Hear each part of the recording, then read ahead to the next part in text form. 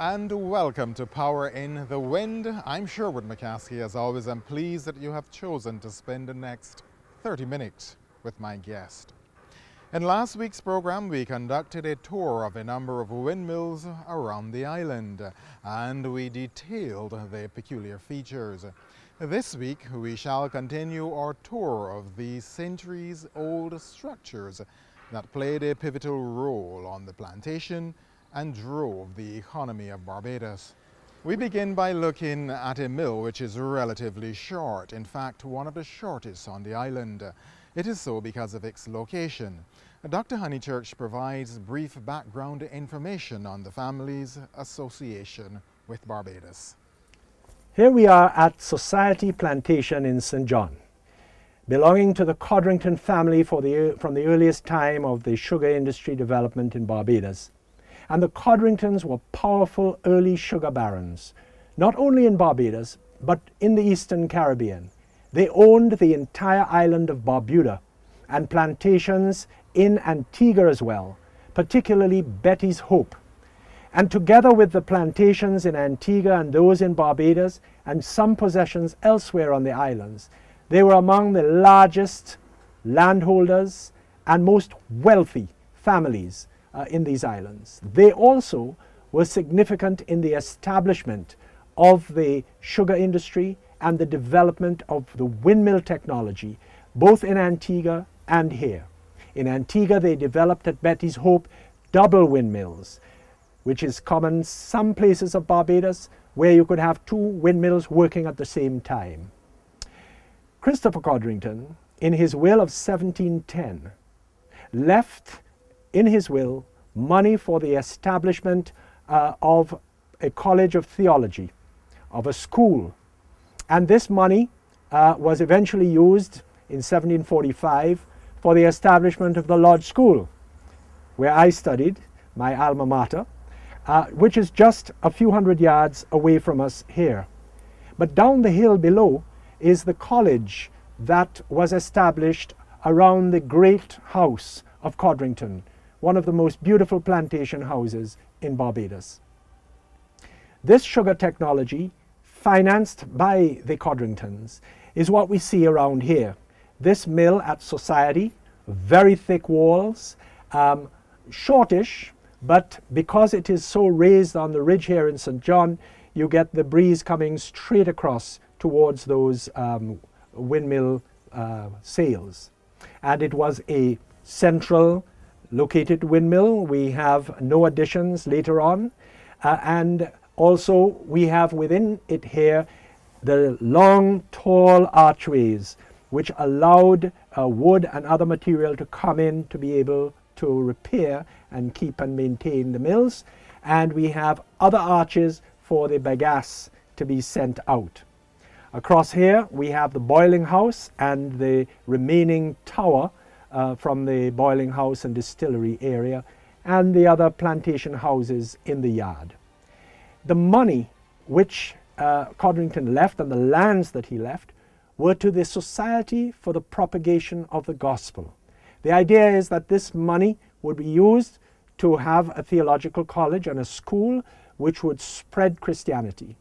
The irony of the whole fact, of course, was here were plantations, supposedly for the expansion of Christianity, worked by slaves, the society plantations that we know today.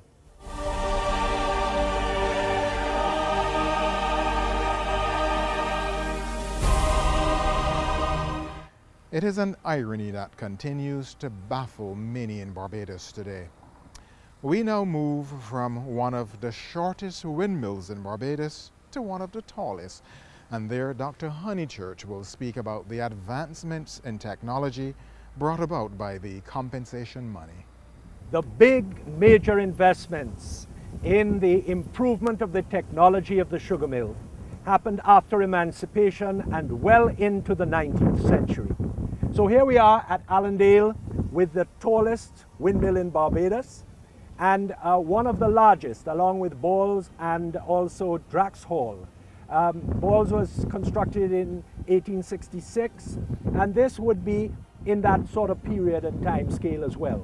Prices were going up a bit, and the new technology that was available, what the plantation owners did was improve the strength of the mills by moving from rubble stone, which had been the use of that they had been making of the coral stone of Barbados from the earliest years of sugar windmill building. They were now moving to cut stone because the technology for cutting the coral stone had been introduced, and of course it made for very much stronger mills. In the case of Allendale, we have a fine example of the attempts of those plantations which were below the main ridge that ran from St. George right through the back of St. James and up into St. Peter, which was a problem for many of the mills along these areas on the west coast, because the ridge diverted the wind. And if you were too close to the ridge, you would not be getting that constant breeze which the other parts of Barbados got.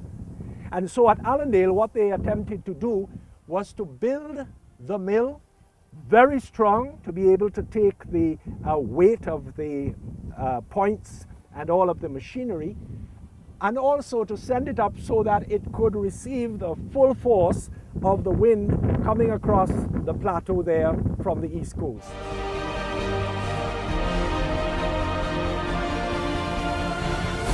So at Allendale we have this fine example of a mid-19th century mill that was using the new technology of cut stone, that was introducing new crushing equipment, and that was strong enough to be able to mount the sails and all of the machinery up in the top of the mill without actually destabilizing the strength of the mill.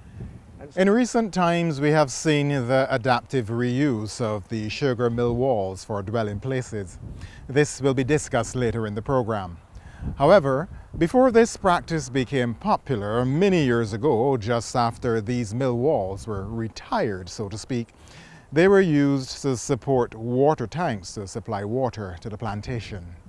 Many of the windmills, when they were decommissioned, as centralized sugar production began to develop in Barbados, they removed a lot of the equipment. In fact, a large amount of it was sold for scrap. But in some cases, as in here, they found they were able to have water tanks. So you had your high mill and you were able to construct a water tank at the top. The water would enter, be held there, and then by gravity flow provide the rest of the plantation. And so we have some old photographs of the equipment at Allendale being removed, and if we go inside we see the cast concrete levels where the water tank would have been. So we have these changes taking place along the mill walls, and that is why today there are only about 2 mills that still have some equipment within them, because throughout the 20th century a lot of the equipment went for scrap, was sold overseas or used for other purposes, and all of them that remain, some 110 or so mill walls that remain, are all empty, except of course for Morgan Lewis and one mill down at Lowland in Christchurch. Our tour now takes us to Locust Hall in St. George to examine a mill wall that was first used for sugarcane cultivation. Just like Allendale, its sails were removed and a water tank was placed on top of the remaining structure. Although sugar had been planted in Barbados from quite early on, it was really just for rum production, kill devil as they called it, and of course for the cane juice itself. But it was here at Locust Hall in St. George that you had the first planting and processing of cane specifically for sugar. And this was conducted by someone, a Colonel Holdip, who was the first owner of Locust Hall in 1640. So we can trace back the actual growing of sugar specifically for sugar production here to the wonderful fertile soils of St. George at Locust Hall. Behind me is a small windmill, and as we can see, it was converted in the 1870s to actually pumping water with a cast iron tank at the top of the mill, and so the water was drawn up from way below and provided the plantation with water by gravity flow. But Locust Hall itself, one of the earliest sugar plantations in Barbados, and certainly recorded as the first place where sugarcane was planted with the intention of the production of sugar.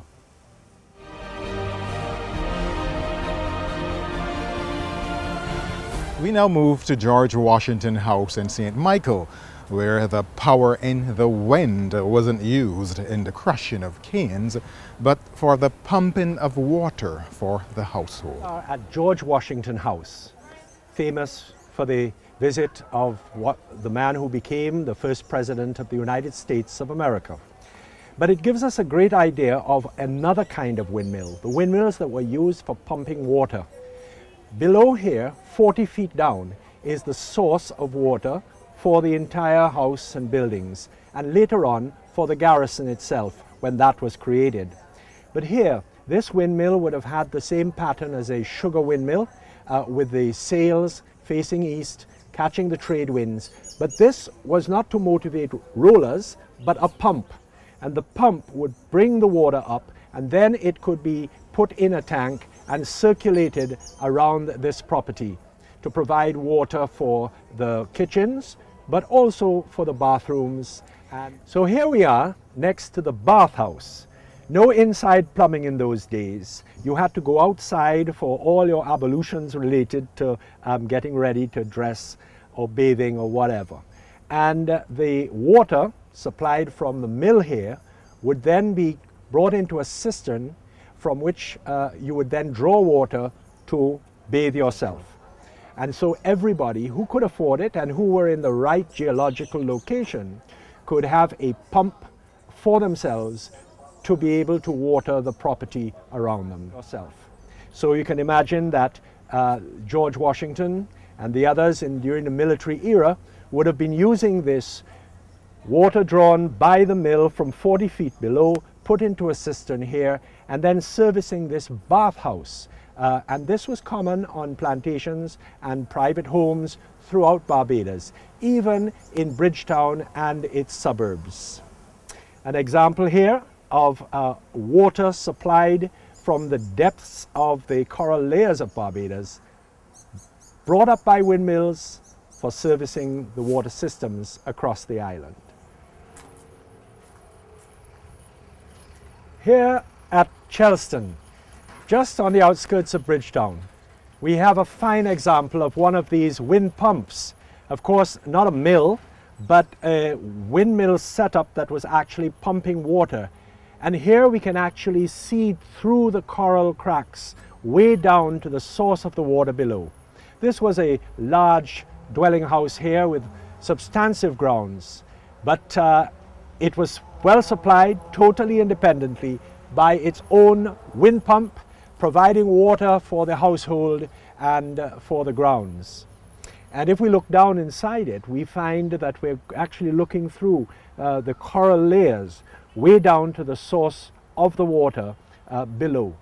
So long ago, it probably continued on the water to link up with the Beccles Spring and then go out into Carlisle Bay, because Beccles Spring was a key area for the washing of clothes. People would bring clothes from the ships that were anchored in Carlisle Bay and wash them there in the Beccles Spring. So we can see that this is probably all part of one water system that went below the coral base across in this section of St. Michael. From the water mills of St. Michael, we move over to one of the tallest windmills in Barbados. This one is found in Ashton Hall on the compound of the St. Joseph Hospital. Here Dr. Honeychurch discusses its history. So Ashton Hall here, just outside of Spikestown, another of the St. Peter windmills, one of the older windmills as well, constructed in 1880. And it is also tall, as in the case of Allendale, One of the reasons, of course, the main reason, is to catch that breeze that's coming over the hills in mid-St. Peter. And this is interesting because there is a marble plaque which not only gives the date, 1st of January 1880, but also gives the name of the owner. And it is also, as a late sugar mill, one of those that was constructed with cut coral stone, big heavy duty cut coral stone, very strong, so that in spite of its height, it was strong enough to be able to withstand the turning of the points of the mill when the wind was at its strongest. So we can look now at the interior of this mill and the plaque which names the owner of the mill at the time of its construction. As you will recognize, it sits below the central ridge of the island, and like Allendale, this had implications for its height. So here we can see the strength of construction, the development of the solid cut coral stone blocks that were the base and all up to the top of these windmills. And this was a great technological improvement in the strength. This is also common in the later windmills. Here we have this one of 1880, but the oldest, the last to be constructed windmill in Barbados is Goodland in Christchurch in 1892. And that would have just had about 40 years of operation before it was closed. So here we get an idea of these later windmills. They could be built much taller and so that it could catch the wind that was coming over the ridge in the back of St. Peter. Having survived hurricanes, earth tremors and man-made intrusions, there are still many mills standing around Barbados today. Whether on a grassland or converted into a homestead, these are testimonies of the craftsmanship of our enslaved forefathers, whose blood, sweat and tears are inscribed in these edifices. Still in the parish of St. Peter, we move to Maynards, where Dr. Honeychurch talks about the special features of a mill to be found there. There are over some 20 mill walls surviving in St. Peter, and we find them all over the parish. Just across here we have Arnolds, over in that direction we have Allendale, and here we have Maynards. And it's an interesting mill, very thick, very strong. Although all the machinery is gone, we have some interesting features here, particularly this alcove, which is where the lamps would go for lighting the mill during crop time, because usually the crushing of the cane continued well into the night. And here, an added feature which is not so common in some of the other mills is that you have a chimney, a vent going way up where the smoke could be taken off instead of circulating within the building itself. And there would probably have been a very large light or lamp here, and the fire would illuminate the place and the smoke would go up around here. Also, what's interesting is that you have two arches very close together. In a lot of the mills you have it on one side and the other so that the cane would come in and the bagasse would go out. But here they're positioned pretty close together, and one of these long tall arches, and this is for sending in the large beams when repairs had to be taking place up on the machinery in the top of the mill, in the mill house up at the top. It also facilitated movement, but the main reason was to get those long, very heavy pieces of timber into the mill to be able to repair the building. And of course, extremely strong. Lots of other things were destroyed in hurricanes on the plantation, but usually the mill wall remained intact.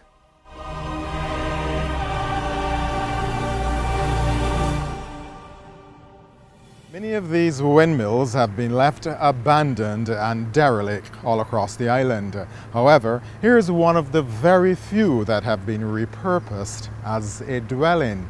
You might wish to know that it also has a very interesting history. So here we are at Upton Plantation Yard, and behind me is another of the tallest mills in Barbados, tallest along with Allendale up there in St. Peter.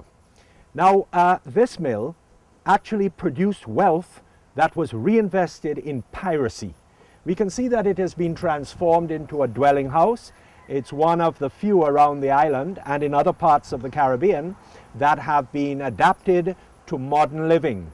Interesting case because we can see the old arches being reused and some windows being pushed through the walls up there at the top. But essentially, this mill, dating from the late 17th century, is a mill associated with piracy in the Caribbean. In 1688, a boy called Stede Bonnet was born here in this plantation. And the money that came from the processing of sugar from this mill, he reinvested into piracy. He bought a ship which he called the Revenge, and then went off along the eastern seaboard of what today is the United States of America and down into the Caribbean raiding shipping.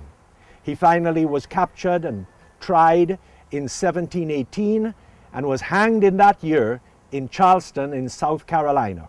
A Barbadian pirate who was known as the gentleman pirate, not a kind of raw and rowdy buccaneer like many of the others, because he had a backing of this wealth.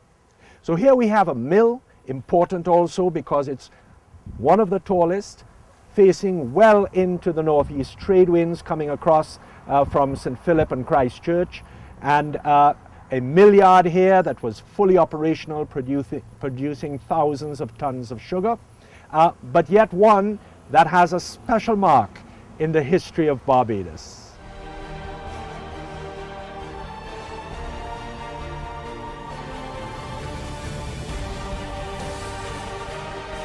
From Upton here in St. Michael, we go to the east of the island and examine a mill that played an important role in the life of one of our national heroes, and it was very close to the epicenter of a major uprising in Barbados.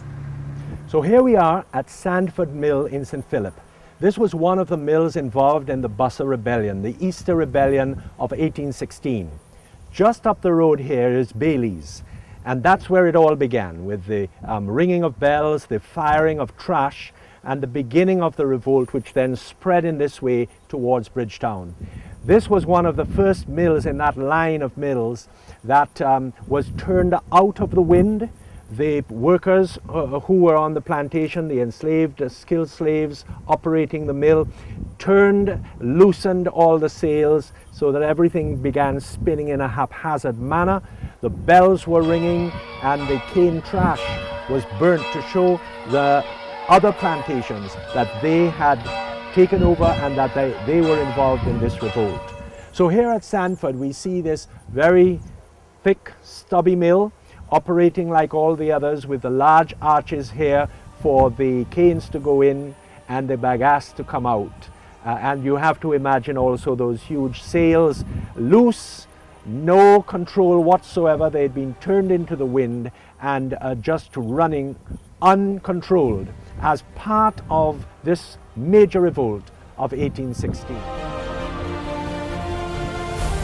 What a journey indeed. So many different types of mill walls all across the landscape of Barbados. Now, here's hoping that if you have one on your property, you would consider repurposing it and allowing it to enjoy that place of pride and prominence in Barbados. After all, these structures stand as examples of the resilience of our people who were whipped into erecting them. So we can see, like some mills, other mills in Barbados, at Upton and some other spots, where the mill wall has been adapted for modern architecture. And we have this connection here of Mediterranean style architectural buildings connected to the mill with a large room in the center, and actually there is a swimming pool up on the top of the mill itself. A later owner covered it over with a roof, and the building is now for sale.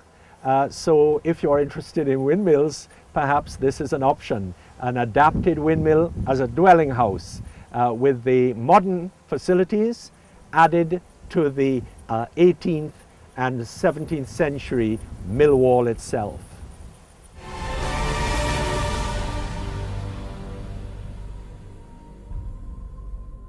Along the journey we have looked at the rubble stone and cut stone mill walls. We also saw an octagonal shaped mill wall. As you will see, the windmills of St. Philip, because of their location, were relatively short. And one of the great features of these mill walls here in St. Philip is that because of the flat nature of the land coming almost straight across from the coast, you had the trade winds unimpeded, breezing across the entire parish.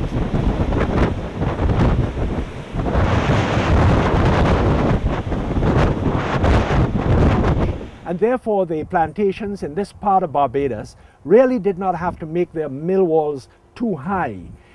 They could be short, stubby and strong, and in many cases quite wide to fit all that machinery and extra processing of sugar. And here we find at River a clear example of this, just as we would find at Sanford and at Pollard's and some of the other mills around St. Philip. But if we look closely at this mill, we'll see that it is rather undisturbed, except of course for the natural growth that has taken over the entire foundation and the tower of this particular windmill here at River.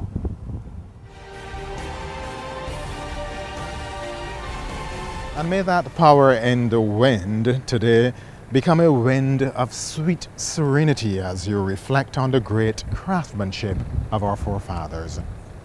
Do join us next week at the same time for the final program in the series when we consider the new role of this form of energy. I'm Sherwood McCaskey. It's goodbye for now.